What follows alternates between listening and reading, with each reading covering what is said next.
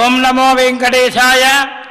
గురుబ్రహ్మా గురుర్విష్ణుః గురుర్దేవో మహేశ్వరః గురుస్సాక్షాత్ పరం బ్రహ్మ తస్మై శ్రీ గురవే నమః.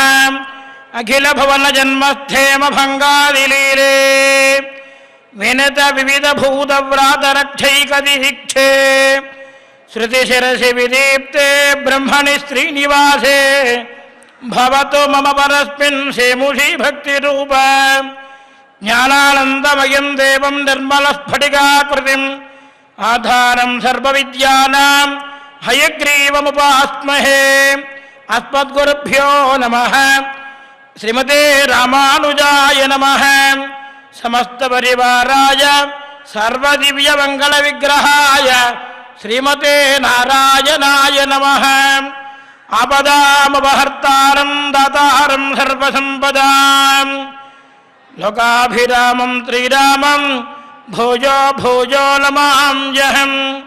అంజనానందనం వీరం జానకీ శోకనాశనం కపీసమక్షహంతారం వందే లంకాభయంకరం. ఏడుకొండలవాడ వెంకటరమణ గోవింద గోవింద. ఆబాల గోపాలము గొంతెత్తి పిలిచే పలికే దైవము, కోరిన కోరికలు తీర్చే కొంగు బంగారమైనటువంటి శ్రీనివాసుని క్షేత్రంలో ప్రతినిత్యము కూడా భగవంతుడైనటువంటి ఆ పరంధాముని యొక్క దివ్యమైనటువంటి ఆశీస్సుల చేత వేద సారంలో ఉన్నటువంటి వేద వాంగ్మయంలో ఉన్నటువంటి వేదార్థముతో కూడినటువంటి శ్రీమద్ రామాయణ భారత భాగవత ఇతిహాస ప్రబంధ పురాణములన్నీ కూడా మనం శ్రవణం చేస్తూ ఉన్నాం. శ్రీనివాసుని దయ వలన ఎందరో వాగ్గేయకారులు ఆల్వార్లు ఆచార్యులు నడయాడినటువంటి పరమ పవిత్రమైనటువంటి దివ్యక్షేత్రంలో యో నిత్యమచ్యుత పదాంబజ జగ్మరుగ్మ వ్యామోహత తైదరాణి తృణాయమేనే అస్మద్గురోర్భగవతోస్య దయైకతిందో రామానుజస్య శరణం శరణం ప్రపద్యే. శ్రీవైఖానసాగమ శాస్త్రోక్త ప్రకారముగా నిత్య పూజలు అందుకొనుచు భగవద్ రామానుజాచార్య స్వామి వారి యొక్క సిద్ధాంత సాంప్రదాయ ప్రకారముగా ఆచార్య కైంకర్యములన్నీ కూడా యథావిధిగా జరుపుకుంటూ శ్రీమన్నారాయణుడు భక్తులందరినీ కూడా కటాక్షిస్తూ శ్రవణం చేసే అంటే పురాణములను వినే భాగ్యం మనకు ప్రసాదించాడు. అటువంటి అష్టాదశ మహాపురాణములలోని నారదీయ మహాపురాణంలోని విశేషాలని శ్రీనివాసుని యొక్క దయచేత మనం తెలుసుకుంటూ ఉన్నాం. నారాయణం నమస్కృత్య నరం చైవ నరోత్తమం దేవీం సరస్వతీం వ్యాసం తతో జయముదీరయేత్. వ్యాస మహర్షి వారికి ప్రణమిల్లితో ఏకాదశోధ్యాయంలో వామన మహాపురాణంలో పూర్వభాగంలో పరమాత్మ అనుగ్రహించినటువంటి విషయములన్నీ కూడా మనం తెలుసుకుంటూ ఉన్నాం. తిరుమల క్షేత్రం చక్కగా ఆనందమయంగా ఉంది. అటు చిన్న చిన్న చినుకులు పడుతూ వాయుదేవుడు అనుగ్రహిస్తూ భక్తులందరినీ కూడా చల్లగా కాపాడుతున్నాడు. అటువంటి పరంధాముని దివ్యక్షేత్రంలో నిన్నటి రోజున శ్రీమన్నారాయణుడు ప్రసన్నమయ్యాడు. ఆ యజ్ఞం చేస్తున్నటువంటి బలిచక్రవర్తి వారి వద్దకు వచ్చాడు. వచ్చి చూడగానే బలిచక్రవర్తి ఆశ్చర్యపోయాడు. స్వామి రూపాన్ని చూసి, వడుగా ఎవ్వడి వాడవు నీవు, సాక్షాత్తు బ్రహ్మ తేజస్సుతో ఉన్నావు, ఏం కావాలి నీకు? రత్నముల రాసుల మణుల మాణిక్యముల ఏం కావాలయ్యా నీకని అడిగితే పరమాత్మని చేతులు జోడించి ప్రార్థన చేస్తూ ఉన్నాడు. ఆశ్రమం నుండి కిందకి దిగి శ్రీ మహావిష్ణువుని పాద ప్రక్షాళన చేసి కుటుంబంతో పాటు అందరూ కూడా పాదోదకాన్ని శిరస్సున ధరించి పరమానందం చెందాడట బలిచక్రవర్తి గారు. వచ్చినవాడా వటువు బ్రహ్మచారి, అందున సాక్షాత్తు శ్రీమన్నారాయణుడే వామన రూపంలో వచ్చాడయ్యా అని చెప్పి తన గురువైనటువంటి శుక్రాచార్యుల వారు చెబుతూ ఉన్నారు. నిన్ను బలి చక్రవర్తికి మోక్షం ఇవ్వడం కోసం వచ్చారని చెప్పి శుక్రాచార్యుల వారికి అర్థమైపోయింది. అయినప్పటికీ కూడా వద్దయ్యా, వచ్చేవాడు సామాన్యుడు కాదు, నిన్నేదో ఇబ్బంది పెట్టడానికి వచ్చాడు అని చెప్పి గురువుగారు కాబట్టి శిష్య వాత్సల్యం చేత ఎంత నివారిస్తున్నప్పటికీ కూడా నా చేయ పై నుండి ఆయన చెయ్యి కింద ఉంటే అంతకంటే అదృష్టం ఏమిటి? ఈ రారే రాజులు రాజ్యములు ఏరరే వారేరిని గర్వోన్నతించిందిరే. నా యొక్క మహారాజులందరూ కూడా రాజ్యాన్నంతా మూటగట్టుకొని వెళ్ళిపోయారా? లేదు కదా స్వామి. కాబట్టి కానివ్వండి, వచ్చేటివాడు సాక్షాత్తు శ్రీమన్నారాయణుడు అంటే ఆయనకి దానం ఇవ్వడం కంటే అంతకంటే అదృష్టం ఏముంది? ఆయన ఏం కోరుకుంటే అది ఇచ్చేస్తాను అని చెప్పి చక్కగా బ్రహ్మ కడిగినటువంటి పాదములకు తిరువడి అంటాం మనం. ఆ శ్రీచరణములను ఆశ్రయిస్తే పరమాత్మ అనుగ్రహిస్తాడు. కాబట్టి వెంటనే ఆ శ్రీచరణములకు చక్కగా పాద ప్రక్షాళన చేసుకుని కుటుంబంతో పాటు అందరూ కూడా ఆనందంగా ప్రోక్షణ చేసుకున్నారు. ఆ పాదోదకాన్ని శిరస్సును ధరించి పరమానందం చెందిపోతున్నాడు బలిచక్రవర్తి గారు. ఆ జగన్నివాసుడైనటువంటి పరమాత్మకి అర్ఘ్యపాద్య ఆచమనాది సమస్తమైనటువంటి ఉపచారులన్నీ కూడా ఇచ్చి ఆనంద బాష్పాలతోటి పుష్పమాలలు వేసి ఆయనకి నమస్కారం చేసుకుంటూ అద్యమే సఫలం జన్మ అద్యమే సఫలం జన్మ అద్యమే సఫలో మఖః జీవితం సఫలం మేద్య కృతార్థోస్మి న సంశయః. స్వామి మహానుభావ, ఈవేళ నా జన్మ ధన్యమైపోయిందయ్యా పరమాత్మ అంటూ యజ్ఞం సఫలమైపోయింది, యజ్ఞం పరిసమాప్తి అయిపోయింది. నీవు రావడం, నీ యొక్క దివ్యమంగళ విగ్రహ స్వరూపాన్ని నేను దర్శించి వటువుగా వచ్చినటువంటి వాడు సాక్షాత్తు శ్రీమన్నారాయణ కంసుతో వచ్చాడని చెప్పి మా గురువుగారు చెబుతూ ఉన్నారు. వామనమూర్తి రావయ్య రండి మహానుభావ అంటూ అర్ఘ్యపాద్యాచమనాలన్నీ కూడా ఇచ్చి పాద ప్రక్షాళన చేసి ఆనంద ఆశ్రువులతోటి నా యొక్క జన్మ ధన్యమైపోయింది, నా యజ్ఞం పరిసమాప్తి అయిపోయింది, నీ రాకే నాకు యజ్ఞం పరిసమాప్తి, నా జీవితం ధన్యమైపోయింది మహానుభావ, నేను కృతార్థుడనయ్యాను, ఇందులో ఏమి సందేహం లేదు, నా జన్మకి ఇది చాలు అంటున్నాడు పరమాత్మని. ఎప్పుడైతే కరస్పర్శ ఆ యొక్క పాదస్పర్శ జరిగిందో వెంటనే బలిచక్రవర్తి గారు పరమానందంతో ఎంత శ్రమిస్తే ఈ ఫలితం కలుగుతుంది, ఎన్ని వేల కోట్ల సంవత్సరములు తపస్సు చేస్తే నీ యొక్క అనుగ్రహం కలుగుతుందయ్యా, కానీ నా యందు వాత్సల్యం చేత నా వద్దకు నేను చేస్తున్నటువంటి యజ్ఞం దగ్గరికి సాక్షాత్తు నువ్వే వచ్చి నన్ను అనుగ్రహిస్తున్నావయ్యా, నీ పాదములను స్పృశించినటువంటి నా జన్మ ధన్యమైపోయింది. ఎన్నో వేల సంవత్సరాలు చేస్తే కానీ ప్రత్యక్షం కానటువంటి పరమాత్మని యొక్క దివ్యమంగళ విగ్రహ స్వరూపాన్ని దర్శించి నేను కృతార్థుడనయ్యాను, నా జన్మ సఫలమైపోయింది, నాపై అమృతమైనటువంటి ధారలన్నీ కూడా చక్కగా కురిపించావయ్యా మహాత్మా, అమృత వర్షమే కురిపించేస్తున్నావు అంటూ కృతార్థుడనైపోయాను. నీ రాక నాకు పెద్ద పండగ, నేను యజ్ఞం చేయాలని సంకల్పం చేసుకుని చేస్తూ ఉన్నాను స్వామి, కానీ తమరి రాక నాకు ఎంతో పెద్ద పండగ, ఇవ్వాలే కదా నాకు పెద్ద జాతర పండగ, అంతకన్నా నాకేముంది, మా కుటుంబంలో వారందరూ కూడా నా వంశంలో ఉన్నటువంటి వారందరూ కూడా జన్మధన్యమైపోయింది. ఈ ఋషులందరూ కూడా నిన్ను సేవించారు, ఇక్కడ వచ్చినటువంటి యజ్ఞానికి సేవించడానికి నన్ను ఆశీర్వదించడానికి వచ్చినటువంటి యజ్ఞం చేయడానికి వచ్చినటువంటి ఋషీశ్వరులందరూ ఉన్నారే, వీరందరి జన్మ కూడా కృతార్థమైపోయింది మహాప్రభో.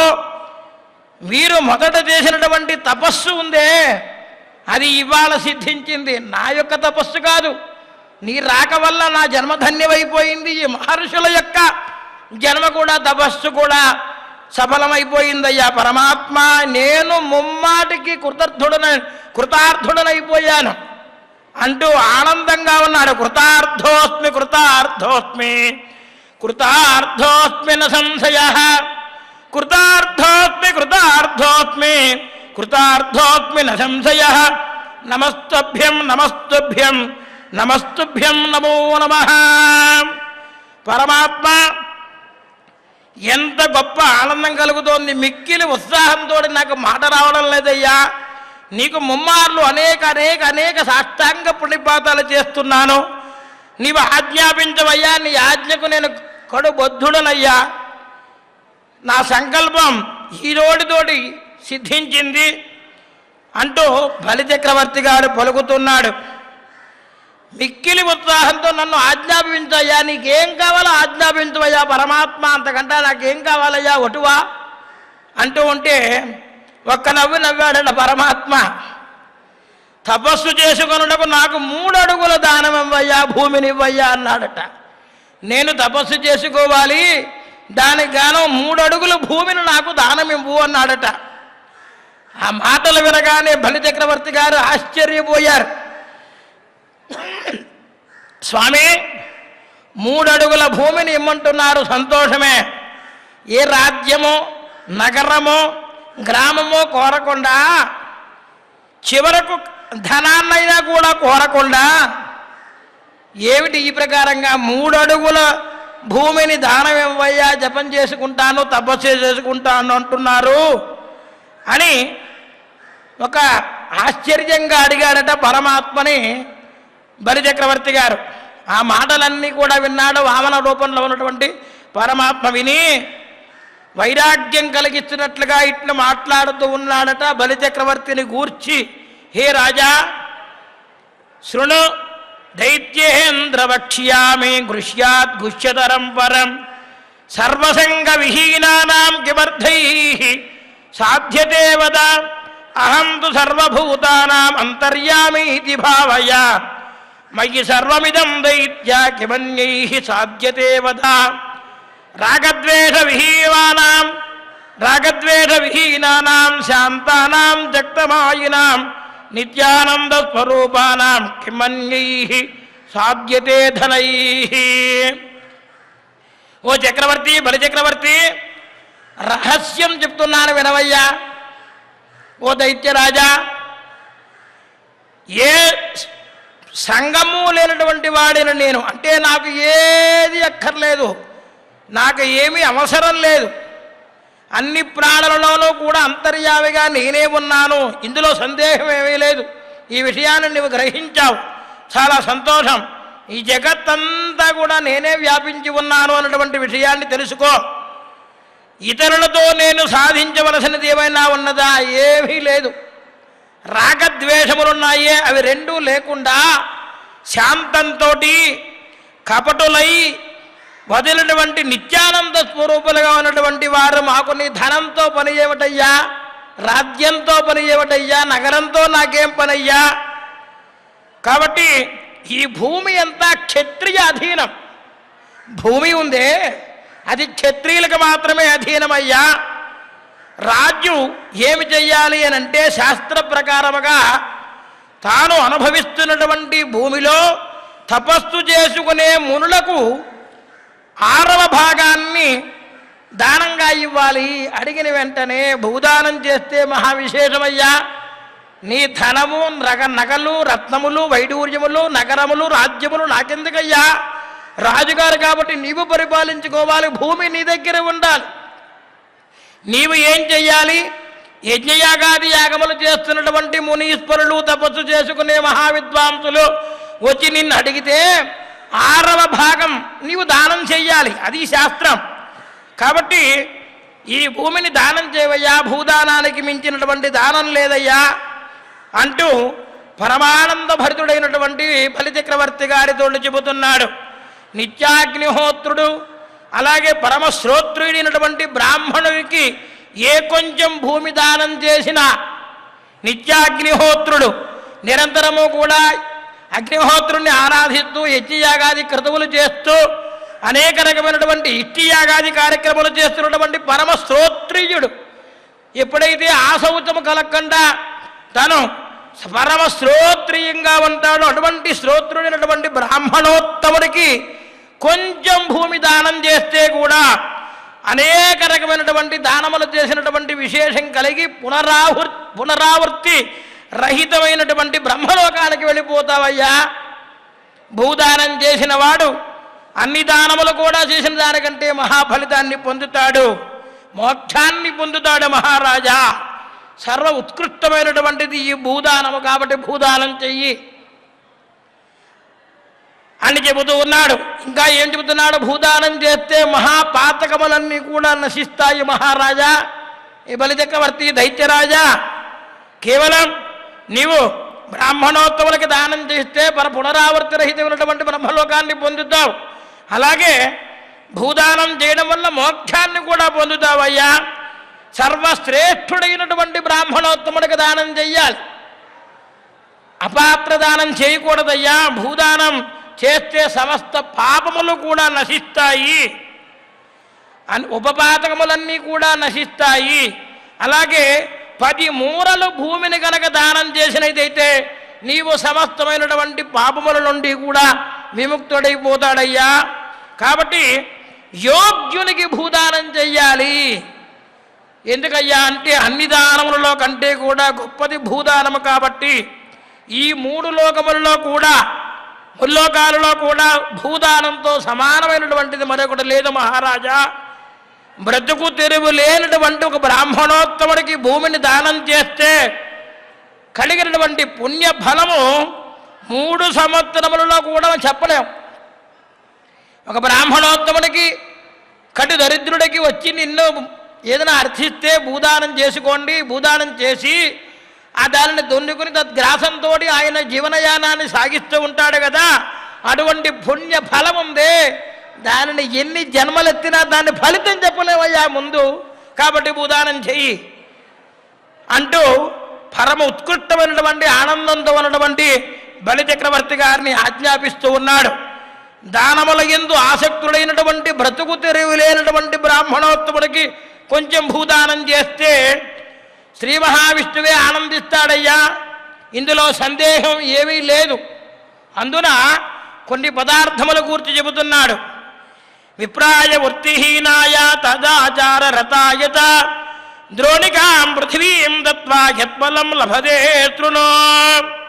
ఓ దైత్యరాజా, చెరకు ఉంది కదా, చెరకు, అలాగే గోధుమలు, చెరకు, కందులు, పోక చెట్టు ఒక్క అంటాం, అటువంటి దానిని భూదానం చేసినటువంటి వాడు విష్ణువుతో సమానమయ్యా సాక్షాత్తు. ఇందులో ఏమీ సందేహం లేదు.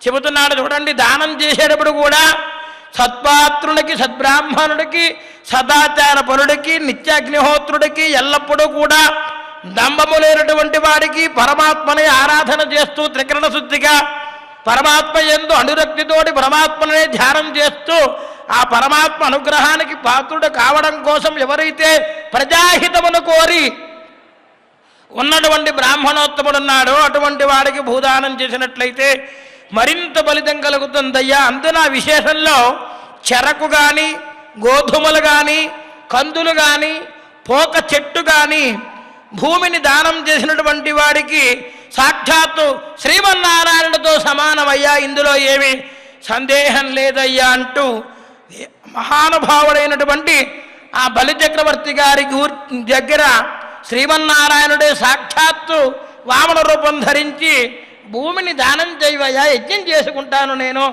తపస్సు చేసుకుంటాను అంటున్నాడు. చూడండి, ఎందుకయ్యా అంటే కటిక దరిద్రుడుగా ఉన్నటువంటి బ్రాహ్మణోత్తముడు వచ్చి నిన్ను అర్థించాడు అనుకో, అతనికి ఒక అడ్డధాన్యం అంటే 4 కిలోల దానం చేస్తే 4 కిలోల బియ్యం దానం చేసినట్లయితే అతనికి 3 రోజుల పాటు గంగా స్నానం చేసిన విశేషమైనటువంటి ఫలితం కలుగుతుందట.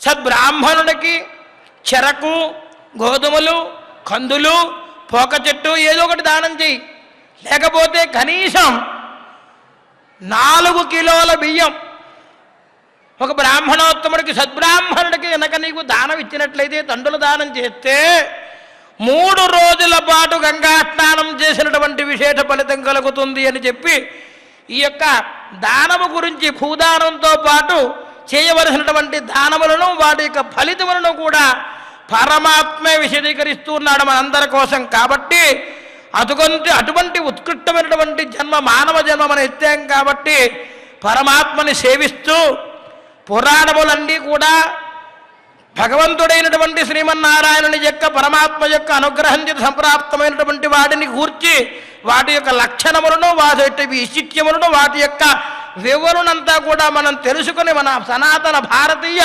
సంస్కృతిని కాపాడుతూ బ్రాహ్మణోత్తములకి, దేవాలయములకు, పరమాత్మని, గోవుని కూడా నిత్యం స్మరిస్తూ నమస్కరిస్తూ ఆ ఏడుకొండల ప్రభువుకి శిరస్సు పొంచి సాష్టాంగ పుణ్యపాతం గావిస్తూ నారద పురాణంలోని మహావిశేషములను యథావకాశముగా తిరిగి మరలా మనకు అనుగ్రహించాలని చెప్పి అనేక రకమైనటువంటి ఇతిహాస వృత్తాంతమున్నటువంటి ఆ వేదవ్యాస మహర్షి వారికి సనక సనందనాది నారదాది మునులకు కూడా నమస్కరిస్తూ శ్రీనివాసుని ప్రార్థన చేస్తూ శ్రియకాంతాయ కళ్యాణ నిధయే నిధయేర్థినాం శ్రీవేంకట నివాసాయ శ్రీనివాసాయ మంగళం శ్రీవైకుంఠ విరక్తాయ స్వామి పుష్కరణీతటే రమయా రమమానాయ వెంకటేశాయ మంగళం మంగళాశాసనపరైరమదాచార్యపురోగమైః సర్వైశ్చ పూర్వైరాచార్యైః